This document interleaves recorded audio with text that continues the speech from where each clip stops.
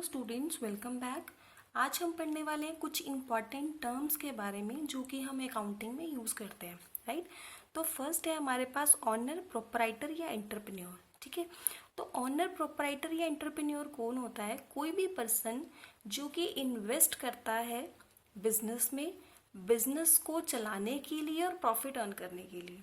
ठीक है, तो इस तरह के पर्सन को हम क्या बोलते हैं? ऑनर, प्रोपराइटर या एंटरप्रेन्योर। ठीक है, अभी बिजनेस में जरूरी तो नहीं है प्रॉफिट हो।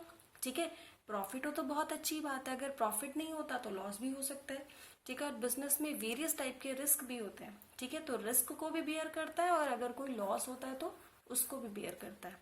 ठीक है, और इसके अलावा जो कि आउटसाइडर्स होते हैं, जो कि बिजनेस का बंदा नहीं है, ठीक है, बिजनेस का कोई पर्सन नहीं है, आउटसाइडर कोई है, ठीक है, जिससे हो सकता है आपने कोई लोन लिया हो या किसी भी तरह से, तो बिजनेस के बिहाफ पे जो ऑनर होता है या जो प्रोपराइटर होता है वही किसी भी चीज के लिए रिस्पॉन्सिबल होता है। ठीक है, नेक्स्ट है हमारे पास ट्रांजेक्शन्स। देखो, हमने बार बार बात करी थी कि बिजनेस ट्रांजेक्शन्स को रिकॉर्ड करता है। ठीक है, तो वो ट्रांजेक्शन्स क्या होती हैं? ट्रांजेक्शन्स जो भी बिजनेस की वेरियस एक्टिविटीज होती हैं उसको हम क्या बोलते हैं? ट्रांजेक्शन्स। ठीक है, तो बिजनेस सिर्फ कौन सी ट्रांजेक्शन्स को रिकॉर्ड करता है? जो कि फाइनेंशियल इन नेचर होती हैं। ये हमने पहले भी बात करी थी फर्स्ट लेक्चर में। ठीक है, जो कि फाइनेंशियल इन नेचर होती हैं ट्रांजेक्शन, सिर्फ उन्हीं ट्रांजेक्शन्स को या उन्हीं इवेंट्स को बिजनेस रिकॉर्ड करता है। उसके बाद नेक्स्ट है हमारे पास कैपिटल। तो कैपिटल क्या होती है? कैपिटल एक वो अमाउंट होती है जो कि बिजनेस का ओनर बिजनेस पे इन्वेस्ट करता है। ठीक है, अब बिजनेस ने, किसी बंदे ने कोई भी बिजनेस शुरू करना है तो उसको बिजनेस में कुछ ना कुछ तो किसी ना किसी चीज से तो स्टार्टिंग करनी ही पड़ेगी ना। ठीक है, सिर्फ स्टार्टिंग ही नहीं, और भी कभी बाद में उसमें कुछ ना कुछ डालना पड़ सकता है। ठीक है, तो इन्वेस्ट करना पड़ सकता है। तो कैपिटल कोई भी अमाउंट जो कि बिजनेस का ओनर या बिजनेस का प्रोपराइटर उसमें इन्वेस्ट करता है तो उसको हम क्या बोलते हैं? कैपिटल। ये इन कैश भी हो सकती है और इन काइंड भी हो सकती है। अभी इन कैश का मतलब तो आप समझ ही गए हो।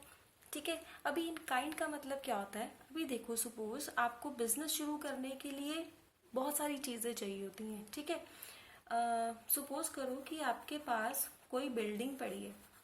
ठीक है, आपके यूज में नहीं है लेकिन वो बिजनेस के यूज आ सकती है। ठीक है, तो जरूरी थोड़ी है कि आप दोबारा से बिल्डिंग खरीदो, आप उसी बिल्डिंग में भी तो काम कर सकते हो। तो अभी वो बिल्डिंग आपने बिजनेस पर्पज के लिए यूज कर ली, अब बिल्डिंग ये क्या हो गई? बिजनेस का हिस्सा। ठीक है, तो आप बिल्डिंग लेके आए हो, कैश नहीं लेके आए, तो कैश के अलावा लेकिन कुछ लेके तो आए हो। ठीक है, तो ऐसी अगर आप कोई चीज लेके आते हो बिजनेस में कैश के अलावा तो उसको हम किस में कंसीडर करते हैं? In kind. ओके, नेक्स्ट है इसके बाद ड्राइंग्स। अभी देखो, अगर बिजनेस का ओनर अगर बिजनेस में कुछ लेके आता है तो हम उसको क्या बोलते हैं? कैपिटल। और उसी तरह से अगर बिजनेस का ओनर बिजनेस में से कुछ विड्रॉ कर ले जाए, ठीक है, कैश भी हो सकता है और गुड्स भी हो सकती है, मतलब कुछ भी अगर वो विड्रॉ कर ले अपने पर्सनल यूज के लिए तो उसको हम क्या बोलेंगे? ड्राइंग्स। एक बात याद रखना, अगर वो उसके पर्सनल यूज के लिए तो हम उसको ड्राइंग बोलेंगे, अगर वो उसके ऑफिशियल यूज के लिए, ठीक है, अगर वो मान लो बिजनेस में अगर उसने कुछ परचेज किया था, ठीक है, तो परचेज करने के लिए उसने पेमेंट भी तो करनी है, अगर पेमेंट करने के लिए उसने बिजनेस में से ही पैसे निकाल लिए, मतलब उसने ऑफिशियल पर्पस के लिए निकाल लिया, तो इस तरह की चीज ड्राइंग्स नहीं होंगी। ठीक है, इस तरह की चीज ड्राइंग्स नहीं होंगी। ठीक है, सिर्फ पर्सनल यूज के लिए निकाली गई चीजें ही ड्राइंग्स होंगी, राइट। उसके बाद है आपके पास गुड्स। अभी गुड्स क्या होती हैं? हम बिजनेस में गुड्स किन चीजों को लेते हैं?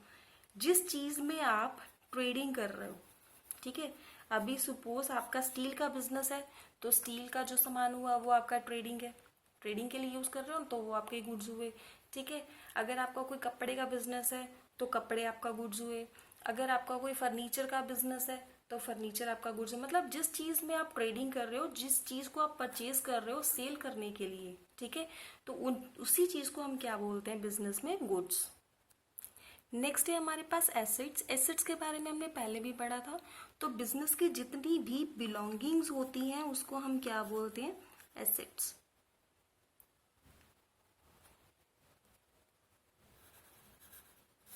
ठीक है, तो बिजनेस की जितनी भी बिलोंगिंग्स होती है उसको हम क्या बोलते हैं?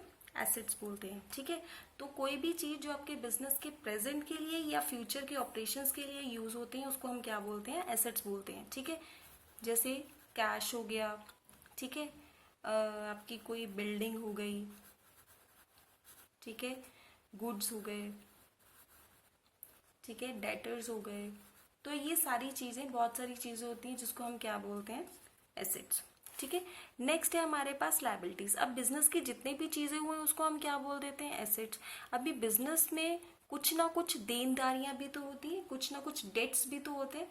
तो जितने भी डेट्स होते हैं या बिजनेस लायबल होता है किसी भी चीज को पे करने के लिए, सिर्फ ऑनर को छोड़ के, ठीक है। अभी वो ऑनर को कुछ भी पेएबल करने के लिए लाइबल है तो वो उसको हम छोड़ के आउटसाइडर्स को अगर कुछ भी पे करने के लिए अगर बिजनेस लायबल होता है, मतलब आउटसाइडर से अगर बिजनेस ने कुछ भी लिया हुआ है उधार, उसको उसने पे करना है, तो उस चीज को हम क्या बोलते हैं, लायबिलिटीज, ठीक है। लाइक जैसे आपने कोई लोन लिया हुआ है, ठीक है। उसके बाद नेक्स्ट आते हैं हमारे पास डेटर्स। अभी देखो डेटर्स और क्रेडिटर्स ऑलमोस्ट सेम सी चीजें हैं, लेकिन बस इसमें एक ही चीज का डिफरेंस है। एक बात याद रखनी है, डेटर्स और क्रेडिटर्स टर्म तभी यूज होती है जब आप सेल या परचेज करते हो ऑन क्रेडिट पे, ठीक है। मैं आपको एक एग्जांपल से समझाती हूँ। सपोज ए पर्सन है और एक पर्सन है हमारे पास बी, ठीक है। ए जो है वो एक बायर है, ठीक है, और बी जो है वो एक सेलर है, ठीक है। अभी ए ने बी से क्रेडिट पे कुछ भी सामान परचेज किया है, ठीक है, क्रेडिट पे कुछ भी परचेज किया है। तो ए जो है वो बी के लिए, अगर ए ने परचेज किया है बी के लिए, तो ए बी के लिए देनदार हुआ, ठीक है। तो ए बी के लिए क्या हुआ, डेटर, और बी ए के लिए हुआ क्रेडिटर, ठीक है। तो याद रखना है, ए मतलब डेटर या क्रेडिटर वे एक दूसरे के लिए ही होंगे जिसने एक दूसरे से कुछ भी उधार पे परचेज किया, ठीक है। तो डेटर्स क्या होते हैं, वो कोई भी पर्सन जो कि गुड्स को, अब इसमें गुड्स में हर चीज आ जाती है, आपकी एसेट्स भी, आपका जो ट्रेडिंग का सामान है वो भी, हर चीज, ठीक है। अगर कोई भी गुड्स को सोल्ड करता है क्रेडिट पे तो हम उसको क्या बोलते हैं, मतलब जिसको सोल्ड किया जाता है उसको हम क्या बोलते हैं, डेटर। अभी बी ने ए को सोल्ड किया तो ए कौन हुआ, बायर हुआ, ठीक है। तो जिसको सोल्ड किया है, किसको सोल्ड किया है, ए को, तो ए कौन हुआ, डेटर, लेकिन किसके लिए, बी के लिए, ठीक है। उसी तरह से जो पर्सन सोल्ड करता है, ठीक है, उसको हम क्या बोलते हैं, क्रेडिट पे जो करता है उसको हम क्या बोलते हैं, क्रेडिटर, ठीक है। तो ए को सोल्ड किसने किया, बी ने, ठीक है, क्रेडिट पे किया, तो बी ए के लिए क्या हुआ, क्रेडिटर, ठीक है। तो जो पर्सन किसी को सोल्ड कर, ये आपस में ही होंगे, एक बात ध्यान रखनी है, अगर ए डेटर है तो वो सिर्फ बी के लिए है, कोई अदर पर्सन होगा, सपोज कोई सी अदर पर्सन है, तो उसके लिए ना तो ए डेटर है ना बी डेटर है, ये आपस में ही होंगे, ठीक है। तो जो कोई भी पर्सन सोल्ड करता है किसी को भी गुड्स क्रेडिट पे तो उसको हम क्या बोलते हैं, क्रेडिटर, और जो कोई भी पर्सन किसी से उधार में लेता है तो वो उसके लिए क्या हो गया, डेटर, ठीक है। उसके बाद है हमारे पास डेप्रिसिएशन। अभी देखो हमने एसेट्स की बात की थी, ठीक है, जो लॉन्ग टर्म के लिए, अभी एसेट्स हमने दो तरह की पढ़ी थी, ठीक है, हमने प्रीवियस लेक्चर में पढ़ा था, अगर आपने नहीं पढ़ा है तो आप प्रीवियस लेक्चर देख लेना, ठीक है। तो जो एसेट्स होती हैं, एसेट्स हमने दो तरह की पढ़ी थी, फिक्स्ड एसेट्स और करंट एसेट्स, ठीक है। जो फिक्स्ड एसेट्स होती हैं वो लॉन्ग टाइम के लिए चलती हैं, ठीक है। अभी जैसे सपोज करो आपके पास बिजनेस में कोई मशीनरी है, ठीक है, जिसका चीज का यूज आप बिजनेस में ट्रेडिंग के लिए तो नहीं करते हो, लेकिन वो बिजनेस में आपके अदर काम के लिए हेल्पफुल होती है, ठीक है, जिसके बिना बिजनेस पॉसिबल भी नहीं हम समझ सकते हैं, ठीक है। तो फिक्स्ड एसेट्स क्या होती हैं वो हमने पढ़ा था लास्ट लेक्चर में। अभी देखो फिक्स्ड एसेट हमारे लॉन्ग टर्म के लिए चल रही है, ठीक है।